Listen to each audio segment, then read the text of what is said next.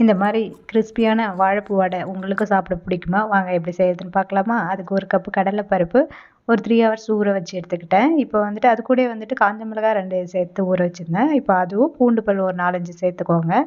அது கூட வந்து சோம்பு இல்ல ஜீரகம் எது வேணாலும் ஆப்ஷனல் நீங்க சேர்த்துக்கலாம். அது வந்து கொர கொரப்பா அரைச்சுட்டு, அதுக்கப்புறம் தண்ணி இல்லாம நீங்க வந்து கடலைப்பருப்பு சேர்த்து அத அரைச்சு எடுத்துக்கணும் கொர கொரப்பா. இப்போ வந்துட்டு அத ஒரு பாத்திரத்துக்கு மாத்தியாச்சு.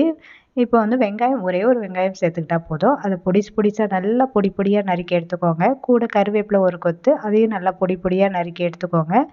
வாழைப்பூவுக்கு வந்து கிளீன் பண்றது கஷ்டம்னு நீங்க நினைச்சீங்கன்னா, அது கிளீனிங் வீடியோ வந்து நம்ம இந்த வீடியோவோட லிங்க் குடுத்துருக்கேன்.